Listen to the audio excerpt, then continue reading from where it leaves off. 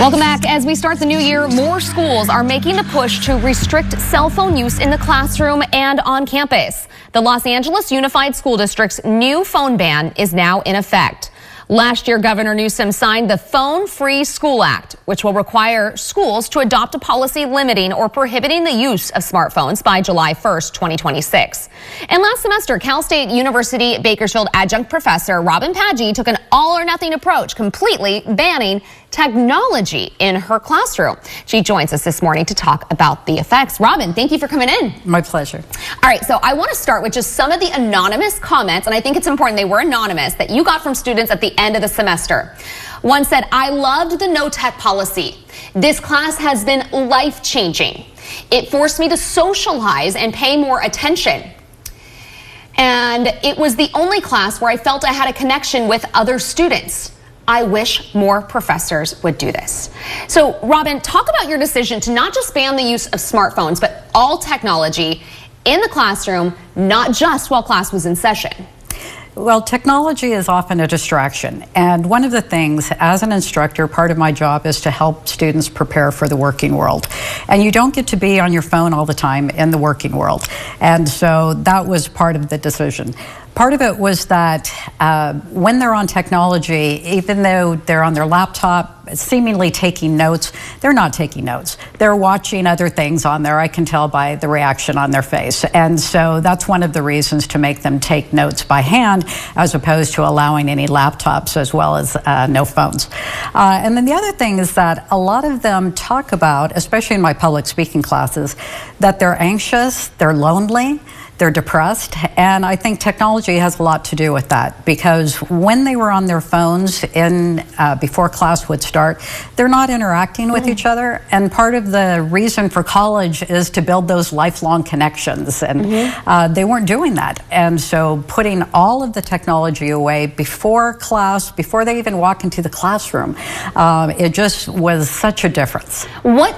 Talk about that, because you previously had restricted it, but not to this level. And so people could be on them until class began. What was the change, though, when you made them put them away before they even walked into the classroom? What did you hear? What did it sound like? Oh, it was wonderful. The energy level was great. They would talk to each other. So before, when I allowed them to use phones before class started, they were just all hunched over their phones. They didn't talk to each other, look at each other. There was no interaction. It was terrible.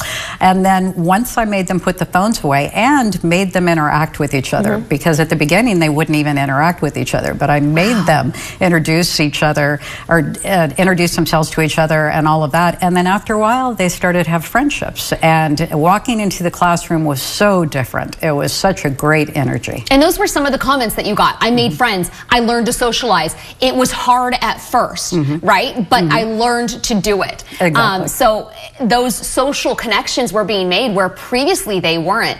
What kind of results did you see classroom-wise, test score-wise, performance-wise? Test scores went up, and that's one of the reasons, is because you put the distractions away, you're able to pay attention.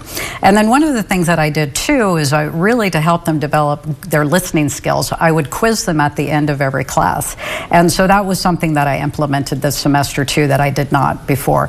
And so I think that made a difference. They knew they really had to pay attention because there was going to be a quiz at the end of the class, and as a result of that, they did well. And you're seeing the positive effects. That is absolutely incredible. And I think it's really interesting. At first, people were a little bewildered that, wait a second, no technology at all from the moment I walk in here. But at the end, I mean, talk about the responses. I read just a few. Were they overwhelmingly positive like that? Yes, I had 157 students in my 5 classes. There were just a few that were somewhat negative. Not even, I hate your policy, but just, I wish I could use my phone before class kind of comments. I was very surprised that overwhelmingly they were so positive.